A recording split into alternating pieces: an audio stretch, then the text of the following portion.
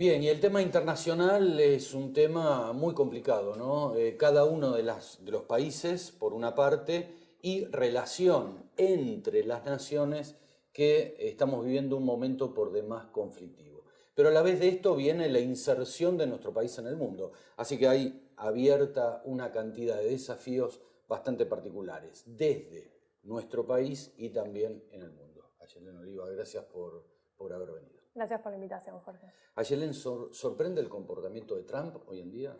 Sí, sorprende, no sorprende la sorpresa de alguna manera porque era un candidato que era imprevisible, sabíamos esto, no teníamos muchas definiciones, excepto en lo que era su política económica, que teníamos bien claro que quería aplicar una política de fronteras cerradas, hipernacionalista, no teníamos muchas certezas de lo que iba a hacer a nivel internacional, su política exterior era un poco difusa, no teníamos mucha claridad sobre eso. Sorprende también porque no son los ejes de campaña de Donald Trump. Digo, tanto las últimas semanas, la sorpresa que nos dio con el tema del bombardeo en Siria, de los 59 misiles en Siria, del tema también en Afganistán y lo mismo el caso de la flota que llevó el portaaviones hacia la costa de la península de Corea, es algo que no había planteado en sus ejes de campaña, donde el eje había estado puesto justamente en que no querían invertir más dinero, más presupuestos fronteras afuera en conflictos externos, sino que lo que querían era invertir en las fronteras, proteger las fronteras de los Estados Unidos. Por eso el primer tema fuerte que apareció ahí apenas asumió Donald Trump fue el tema de la frontera con México y en ningún momento apareció el tema de Siria o el tema de China como, bueno, China sí como adversario, ¿no? Pero no como aliado como estamos viendo ahora. O sea que no solo en nuestro país no cumplen lo que prometen en campaña, no, o sea, en otros países también. Sí, este es un personaje bastante atípico de la política estadounidense, ¿no? Ayelen, ¿qué pasa en Siria?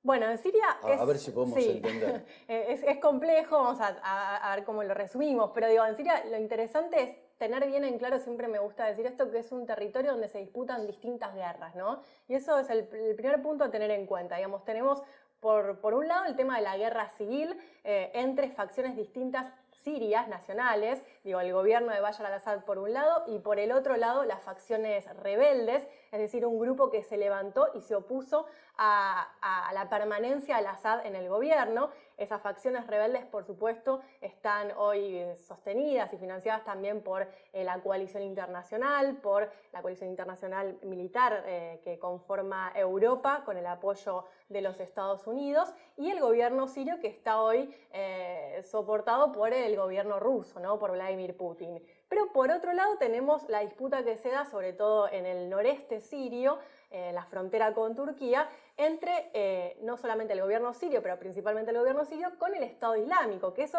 es otro tema bien diferente a la disputa interna que tienen dentro los sirios por sus conflictos internos, ¿no? Digo, ahí ya sí, en lo que es la disputa del gobierno de al-Assad contra el Estado Islámico, ahí ya están toda la coalición internacional, incluso Rusia, incluso China, en contra del Estado Islámico. Entonces, digo, es interesante muchas veces, por ejemplo, con el bombardeo esto de los 59 misiles de los Estados Unidos, por eso te decía que fue sorpresivo, porque Donald Trump en ningún momento dijo en campaña que iba a atacar al gobierno de al-Assad, incluso tiró un mensaje bastante confuso con todo esto. Sí, que su enemigo iba a ser el Estado Islámico, pero el bombardeo fue contra las Fuerzas Armadas sirias y no contra el Estado Islámico. Entonces ahí es donde, digamos, uno por ahí si no está tan metido en temas, se confunde y dice, bueno, pero es algo que planteó en campaña. Bueno, no fue lo que planteó en campaña. Ahí es donde vemos las diferencias que se están dando entre los dichos y los hechos, ¿no? Ayelen, mencionaste a Rusia y a China. ¿Cómo juegan estos polos de poder? Bueno, interesante el rol que está cumpliendo hoy China. China es un actor, por supuesto, estratégico en todo esto. Recordemos que hace tan solo 2 semanas tuvimos una reunión entre Donald Trump y Xi Jinping en Florida. Una reunión de la que poco se filtró qué es lo que habían negociado, acordado finalmente, pero lo que estamos viendo es que sí, Estados Unidos está aceptando el rol de mediación de China en el caso de Corea del Norte, en la relación entre Corea del Norte y los Estados Unidos. Eso es importante porque sabemos que China hoy es el único actor que tiene un puente directo, una comunicación estratégica con Corea del Norte. Es el único que puede plantearle algunas cuestiones, no solamente por su alianza también militar, sino también por una cuestión comercial. Digo, China es uno de los principales lugares donde el gobierno de Corea exporta hacia China. Entonces, digo, ahí mantienen un vínculo ideológico, económico, militar, una alianza estratégica. Por eso el rol que tiene China hoy es fundamental en esto de poner paños fríos en la relación entre estos dos actores, un actor que también reconoce en este momento Estados Unidos como capacidad de establecer cierta mediación, ¿no? Y con el caso de Rusia, bueno, el caso de Rusia también, estamos viendo varios vaivenes en la última semana. Hasta el momento parecía, y en la portada de los principales medios internacionales veíamos cómo Vladimir Putin parecía el principal aliado de Donald Trump, ¿no? De repente, ahí sí ya se nos mezclaba bastante el panorama, digamos, veíamos una ruptura, una bisagra con lo que podía haber pasado con el anterior gobierno de Obama o las gestiones anteriores republicanas y demócratas, donde siempre hubo una oposición muy clara entre Rusia y los Estados Unidos. Acá estamos, en su momento, empezó a parecer esto de que Vladimir Putin había apoyado la campaña de Donald Trump con esto de la filtración de los 20.000 correos de Hillary Clinton, el Partido Demócrata y cómo había jugado con todo eso.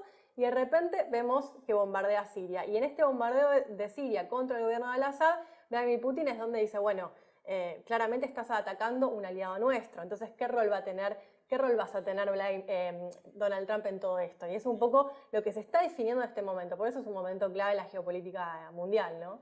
Seguramente. Igual sostengo, ahora vamos a pasar a lo nacional, sostengo que Vladimir Putin es 3 segundos más rápido que el resto. Sí, o sea, sí, en estrategia, ¿no? Sí. Bueno, los chinos también. Cada uno tiene su estrategia por ahí distinta, pero marcada. Digo, Rusia tiene muy claro qué es lo que quiere. Lo que el componente igual Donald Trump desarticula mucho. En su momento, incluso Vladimir Putin había dicho que estaba sorprendido con este bombardeo de Siria y lo llevó a decir, digo, están todos, y esto lo dijo incluso Kissinger, que es un gran estratega de la política exterior norteamericana, dijo, bueno, no tomemos definiciones todavía de qué es lo que va a hacer Trump apenas asumió, esperemos, démosle 1 mes, 2 meses para ver qué maniobras da, y ahora es donde estamos evaluando todos estos temas, ¿no? Venimos a lo nacional. Está la presidenta de Suiza en este momento en el país. ¿Cómo estamos hoy, Ayelén? O sea, con el mundo, ¿no? España, China justamente, Asia, África. Bueno, yo creo que, digamos, la apuesta del actual gobierno nacional es esa, la de la apertura hacia los mercados financieros internacionales. Lo hizo muy claro con la participación también en Davos, el mini Davos acá.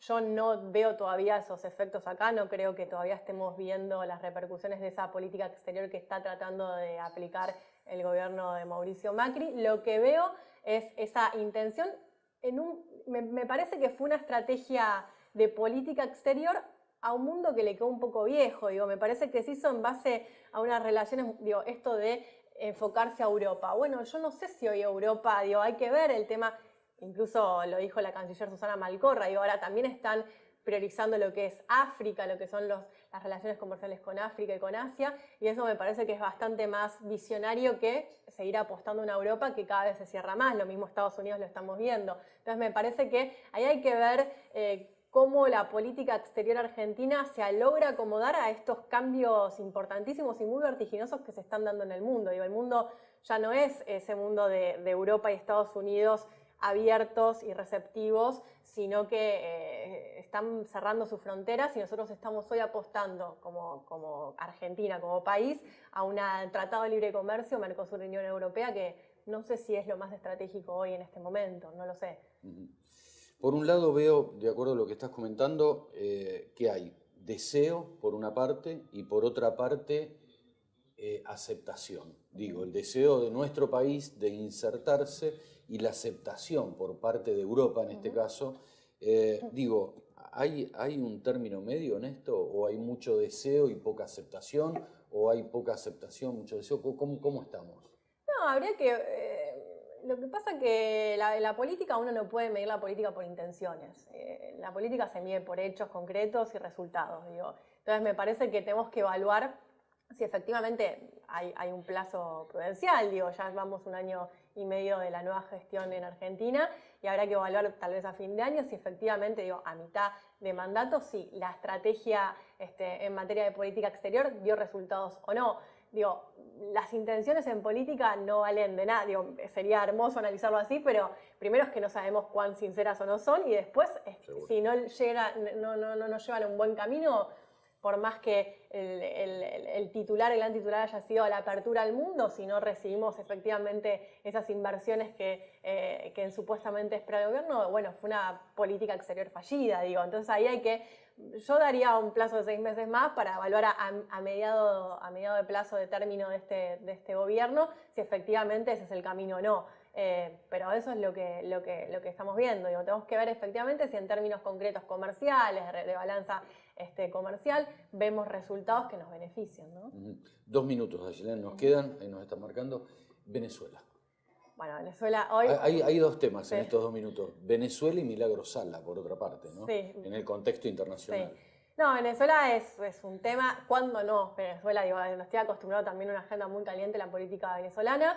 Hoy, concretamente, tenemos una manifestación muy importante allá en Caracas, donde salió la oposición a manifestarse. Siempre que sale la oposición, también sale el oficialismo para mostrar su contrapeso. Vimos también, digamos, está jugando un rol estratégico en todo eso el secretario general de la OEA, Luis Almagro, que está apurando un poco el tema de las exigencias al gobierno de Nicolás Maduro.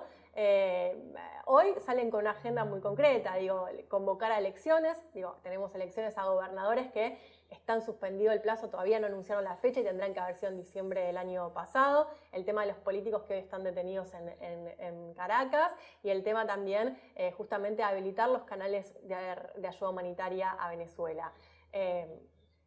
De vuelta, siempre Venezuela se mide como esa cosa explosiva, parece que todos los días va a estallar y sin embargo sigue su curso y va andando. Digo, me parece que vamos a tener que evaluar, por ejemplo, hoy cuál es el resultado y qué rol también juegan las Fuerzas Armadas ahí, ¿no?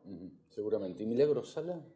Bueno, y Milagro Sala me parece que es una piedra en el zapato para el actual gobierno. También me parece que aunque no sea competencia directa de la justicia, que es la justicia provincial y etcétera, digo, es un tema que se logró instalar a nivel internacional.